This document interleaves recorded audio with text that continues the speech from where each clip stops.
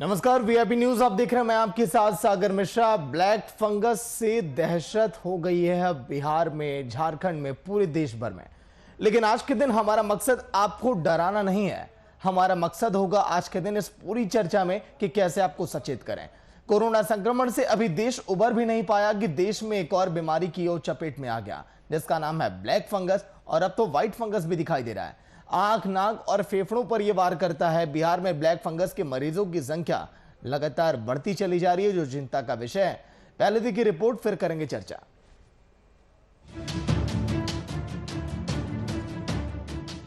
Corona के बाद black fungus की दहशत, नई मुसीबत बने म्यूकोरमाइकोसिस। ब्लैक फंगस से भी रहिए सावधान। बिहार में भी ब्लैक फंगस का कब्जा। कोरोना वायरस की दूसरी लहर ने देश में बीते करीब 2 महीनों से तबाही मचाई हुई है। अब जाकर कोरोना के नए आंकड़ों में कमी देखी जा रही है। दूसरी लहर में कोरोना फेफड़ों पर अटैक कर रहा है, जिसकी दहशत से पूरा देश परेशान था। लेकिन अब कोरोना को उसका एक और काला साथी मिल गया, जिसका नाम है ब्लैक फंगस। देश भर से कई राज्यों में अब ब्लैक फंगस के केसेस सामने आने लगे हैं। बिहार भी इससे अछूता नहीं रहा। यहाँ भी ब्लैक फंगस के मरीजों की संख्या लगातार बढ़ती जा रही है। ब्लैक फंगस म्यूकोरमाइकोसिस के कुल 34 नए मरीज बुधवार को पटना के बड़े सरकारी अस्पताल में जांच कराने पहुंचे। इनमें से 24 लक्षण वाले मरीज एम्स की ओपीडी में, जबकि 9 IGIMS में और 1 PMCH में पहुंचे। म्यूकोरमाइकोसिस या ब्लैक फंगस क्या है? अमेरिका की CDC के मुताबिक म्यूकोरमाइकोसिस या ब्लैक फंगस एक दुर्लभ फंगल इन्फेक्शन है, लेकिन यह गंभीर इन्फेक्शन है जो माइल्ड या फंगी के एक समूह की वजह से होता है। ये मोल्ड्स पूरे पर्यावरण में जीवित रहते हैं। ये साइनस या फेफड़ों को प्रभावित करते हैं। ब्लैक फंगस का कैसे पता चलेगा? नाक से खून बहना, पपड़ी जमना, नाक का बंद होना, सिर और आंख में दर्द, आंखों के पास सूजन, धुंधला दिखना, आंखों का लाल होना, चेहरे का सुन्न हो जाना या झुनझुनी सी महसूस होना। ब्लैक फंगस के लक्षण होने पर क्या किया जाए? किसी ENT डॉक्टर से तुरंत संपर्क करें। आंखों के एक्सपर्ट से संपर्क करें। ट्रीटमेंट को हर रोज फॉलो करें। डायबिटीज या ब्लड शुगर को मॉनिटर करते रहें। खुद ही स्टेरॉइड या दवाई का सेवन ना करें। डॉक्टर की सलाह पर ही इलाज लें। गौरतलब है कि ब्लैक फंगस के मामले अब तक यूपी, दिल्ली, बिहार, राजस्थान, महाराष्ट्र, मध्य प्रदेश में दर्ज किए गए हैं। ब्लैक फंगस से सबसे ज्यादा कोरोना से ठीक हो रहे मरीजों को खतरा है, क्योंकि उनकी इम्यूनिटी कमजोर होती है। ऐसे में ब्लैक फंगस से सावधान रहने की जरूरत है। आपकी छोटी सी लापरवाही से आंखों की रोशनी ले सकती है। इतना ही नहीं, ब्लैक फंगस आपकी जान भी ले सकता है। Bureau report, VIP news.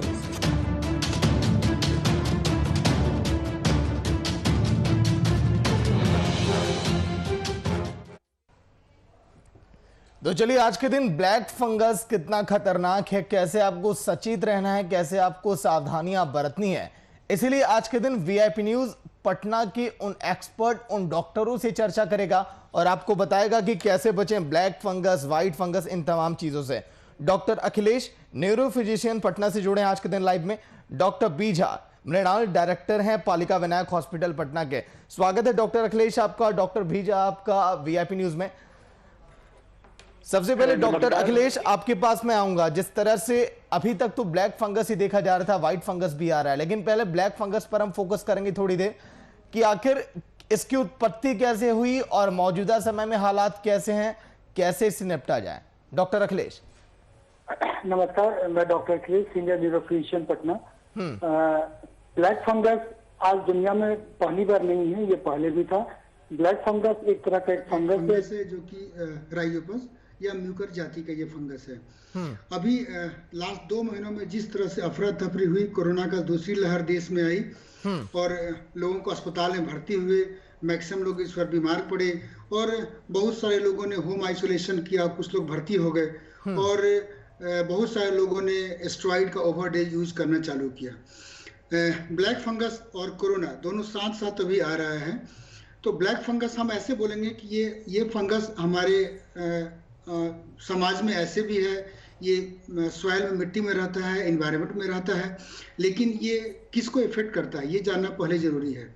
कुछ 4-5 तथ्य हैं, जैसे कि जो पेशेंट डायबिटिक है, जिसके बॉडी में रोग से लड़ने की क्षमता कम है, जो कैंसर की मरीज हैं, या ऐसे मरीज जिसमें कि कोई ट्रांसप्लांट हुआ है, जैसे किडनी ट्रांसप्लांट हुआ है, ऐसे मरीजों में, या ऐसे मरीज जो कि कई तरह की बीमारी से ग्रसित है, या कोरोना है, या उम्र ज्यादा है, ऐसे मरीजों में ये इस तरह के फंगस ज्यादा पाए जाते हैं।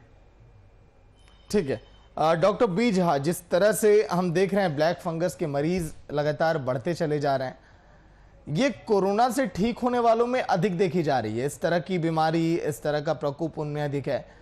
क्या ये केवल इसीलिए क्योंकि उनका इम्यूनिटी सिस्टम काफी स्ट्रांग काफी कमजोर रहता है इसलिए, या फिर ये भी माना जाए कि जिस तरह से वो अपने अंदर एंटीबॉडी बना लेते हैं कोरोना से, अगर वो रिकवर हुए हैं, क्या इसका कोई फायदा नहीं होता है?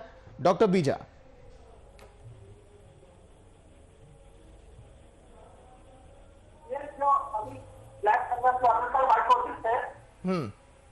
इसको लेकर के हम लोग अभी चिंतित है और सारी दुनिया में अभी जो इसको देखा जा रहा है कि जो कोविड-19 का जो पेशेंट्स हैं उनमें ये ज्यादातर मिल रहा है। अभी इसको लेकर के हम सारे लोग चिंतित हैं।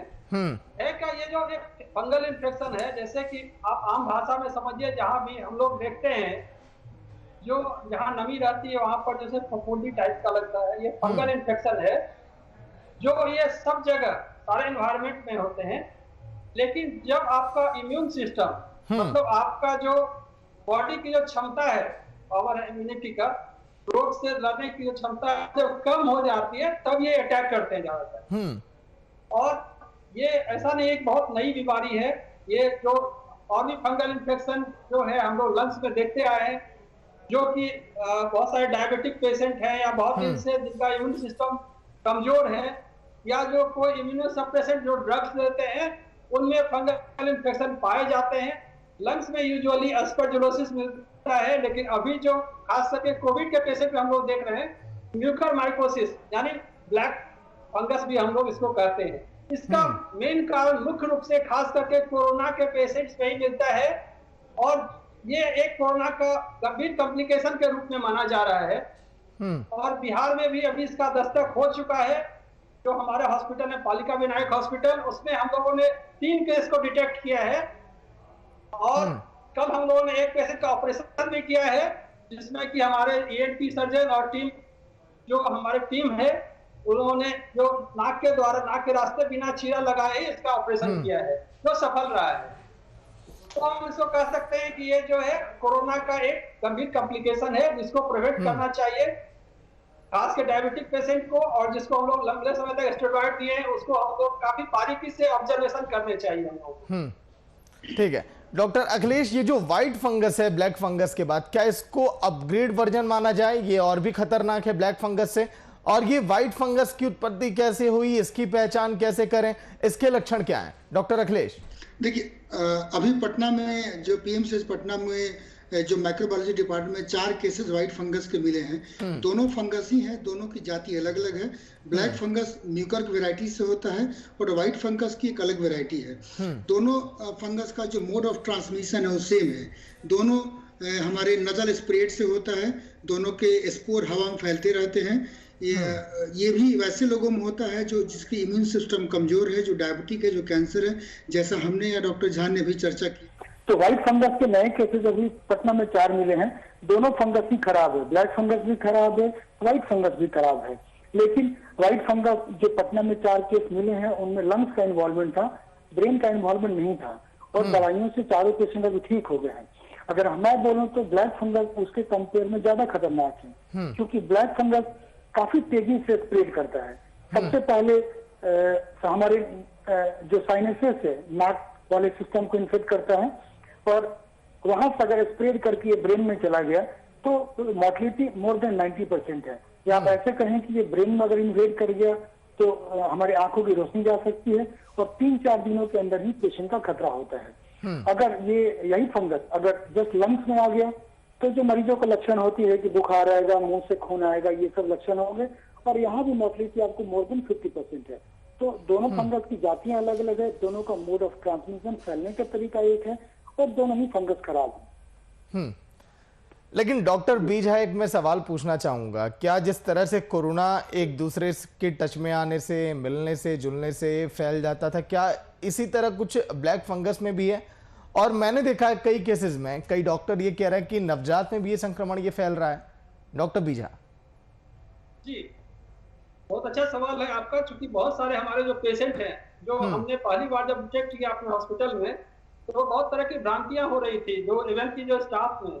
हम आपके माध्यम से बताना चाहते हैं लोगों को कि जो ये म्यूकरमाइकोसिस है, ब्लैक फंगस है, उस तरह से ग्रो नहीं करता है, एक लोगों से दूसरे लोगों में नहीं फैलता है अनलेस अनटिल कि आपका इम्यून सिस्टम बहुत कमजोर हो चुका हो। जिस तरह से कोविड का जो संक्रमण है उस तरह से इसका संक्रमण नहीं होता है, यूजुअली एक से दूसरे में नहीं फैलता है। इसीलिए ये कहना कि नॉर्मल आदमी को ये इन्फेक्ट नहीं कर सकता है, यदि कोई म्यूकरमाइकोसिस से कोई पेशेंट है तो किसी नॉर्मल आदमी को यूजुअली इन्फेक्ट नहीं करते हैं। इसलिए इसका संक्रमण उस तरह से नहीं होता है जैसा कि कोरोना को लेकर के होता है और हमें इसको लेकर के बहुत चिंतित होने की जरूरत नहीं है। यदि हम नॉर्मल इंडिविजुअल हैं या हम हेल्थ वर्कर हैं तो हमको इस चीज को लेकर के बहुत चिंतित होने की जरूरत नहीं है। हमारा इम्यून सिस्टम सही होना चाहिए और हम हेल्थी हैं तो कोई दिक्कत नहीं है। ठीक है, एक सवाल जो अभी क्लियर नहीं हो पाया डॉक्टर अखिलेश, मैं आपसे जानना चाहूंगा, क्योंकि नवजात क्या इससे संक्रमित हो सकते हैं?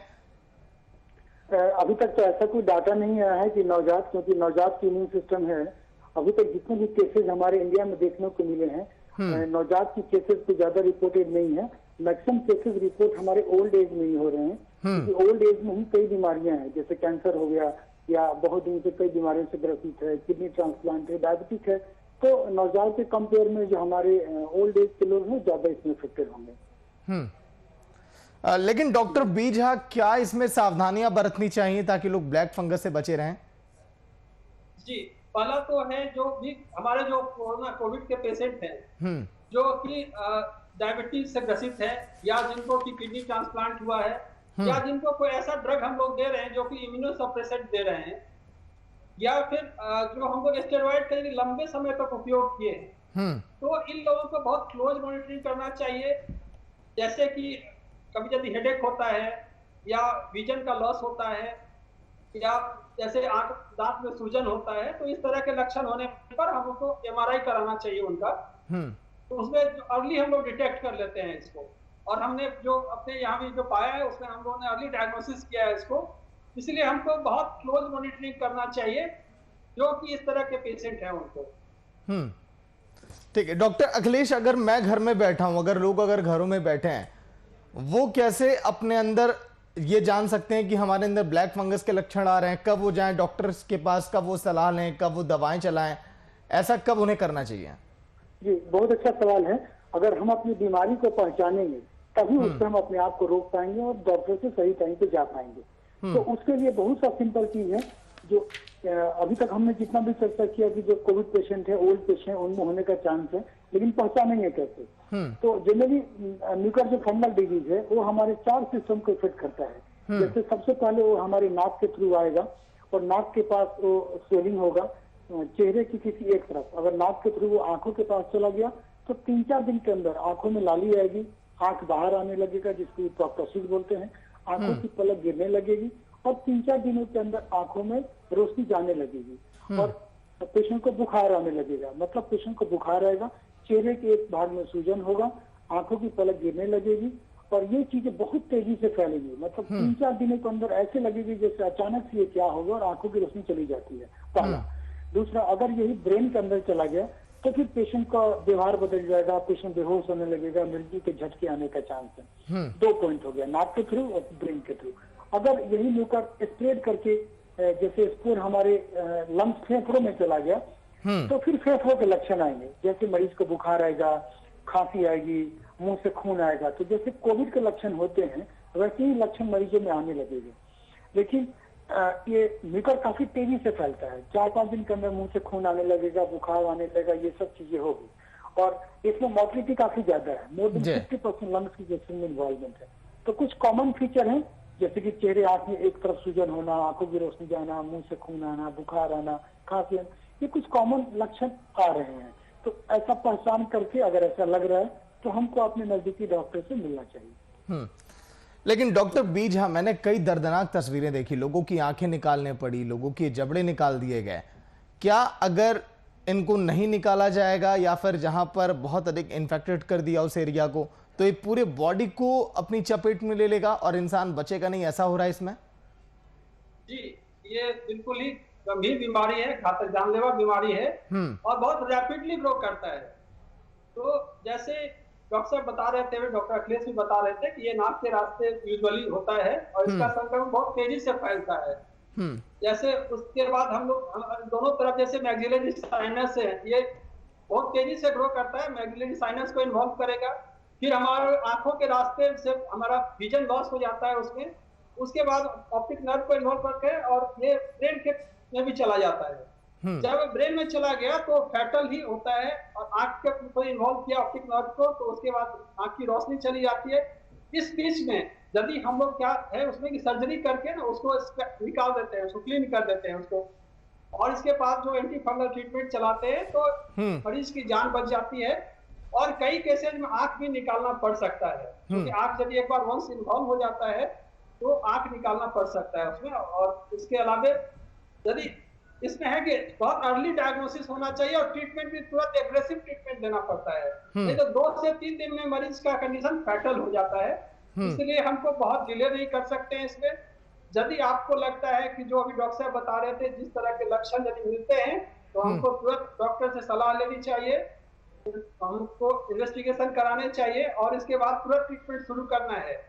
और यदि जरूरत पड़े तो हमको ऑपरेशन भी करना तुरंत इमीडिएटली करना पड़ता है। और इस तरह से हम उनकी जान को बचा सकते हैं। जी, लेकिन डॉक्टर अखिलेश, जो इस समय हम हालात देख रहे हैं, अभी तक तो हमने ये जाना कि ब्लैक फंगस में होता क्या है, लेकिन जो हमारी नॉलेज में है कि पौधों को, पेड़ के पत्तों को जहां पर फुंफुदी लगी हो वहां पर टच करने से ब्लैक फंगस अधिक सामने आ रहा है।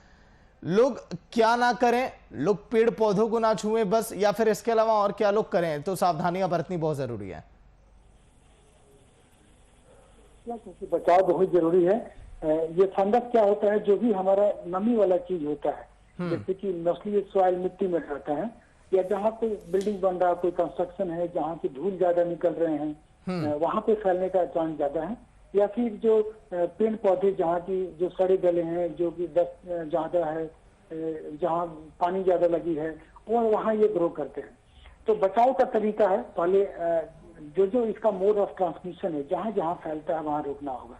जैसे अगर हम कोई ऐसा जगह जा रहे हैं जहाँ की बिल्डिंग कंस्ट्रक्शन हो रहा है, धूल ज्यादा है, और कोई ऐसा व्यक्ति जिसका की बॉडी से रोग से लड़ने की क्षमता कम है, तो उसको एक ये हमारे नाक के थ्रू फैलता है, तो हम लोगों को proper tight fitting mask use करना होगा, जैसे हम लोग कोविड के लिए मास्क यूज करते हैं। वैसे मास्क यूज करने से जो फंगल एक्सपोर होगा वो हमारे नाक में वो कम जाएंगे।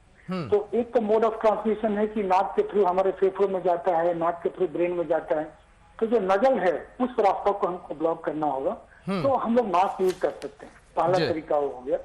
दूसरा कि अगर कोई आदमी जैसे कोविड के पेशेंट है, अस्पताल में भर्ती है, तो कई बार देखा गया है कि हेल्थ केयर वर्कर अगर उसी वार्ड में कोई कोविड का पेशेंट पहले से भर्ती है, तो उसका जो ऑक्सीजन मास्क है उसको अगर उसी को बार बार यूज हो रहा है, या कोई हेल्थ केयर वर्कर उस पेशेंट को टच करता है, फिर उससे नॉर्मल पेशेंट को टच करता है, तो टच मेथड से भी जो पेशेंट का इम्यून सिस्टम कमजोर है, मतलब हेल्थ केयर वर्कर से भी ये फैल रहा है। और हम लोग ये बता सकते हैं कि म्यूकरमाइकोसिस जैसे हमारे स्किन को भी इन्वॉल्व करता है। अगर जैसे हमारे पैरों में, हाथों में कहीं पे कट है, तो उस कट पार्ट को भी इन्वॉल्व करके वहां पे भी हमारे स्किन को डैमेज करता है। तो उसके लिए हम लोग ये बताते हैं कि अगर कोई ऐसा पेड़ पौधा जहाँ पे है, जहाँ सड़े गले मिट्टी, वहां पे जाइए तो जो नीचे का हम लोग को पूरा जूता पहनना चाहिए, पूरा पैर का कवर होना चाहिए, हाथों को पूरा कवर करना चाहिए, फेस मास्क यूज करना चाहिए। तो जो तरीका है फैलने का, वहां पे अगर हम बैरियर लगाएं तो हमारे जो पेशेंट जिनसे रोग की लड़ने की क्षमता कम है, या पोस्ट कोविड जिनको 1 महीना हो गया, या जो लंबे स्टेरॉइड पे हैं, ये सब तरीके से रोग उनमें अंदर आने के चांसेस कम हो जाएंगे।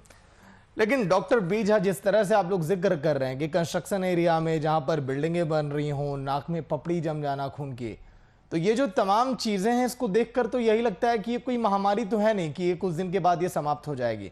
ये एक ऐसी बीमारी है जो कभी भी हो सकती है लोगों को, तब तो ऐसे में मास्क लोगों को हमेशा पहनना पड़ेगा, पूरी जिंदगी पहनना पड़ेगा। ये भी हो सकता है अब? जी बिल्कुल, आपने बहुत सही कहा है। ये जो फंगल इन्फेक्शन है पहले से भी होते रहा है, लेकिन अभी खास करके जो कोरोना के पेशेंट में हम लोग ब्लैक फंगस को देख रहे हैं, ये पहले इस तरह के नहीं देखा जा रहा था।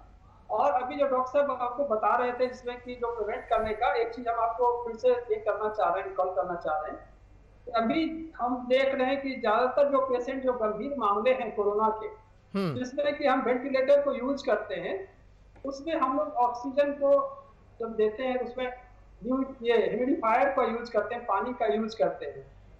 तो आपके माध्यम से हम यही बताना चाह रहे हैं अपने डॉक्टर्स को और हम लोगों को भी कि जो हम लोग पानी यूज करते हैं वो स्टेबलाइज पानी यूज होना चाहिए, ताकि उसमें भी ग्रो करने के चांसेस रहते हैं।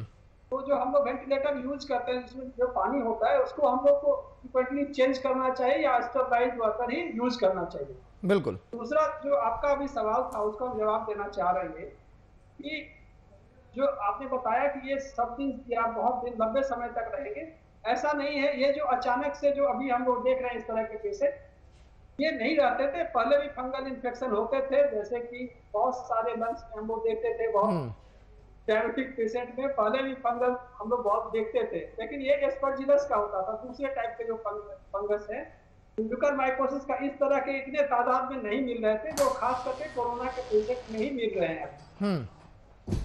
तो ये लग नहीं रहा है कि ये बहुत लंबा समय चलने वाला है, तो इसके अलावा भी इसलिए हमको डरने की बहुत जरूरत नहीं है।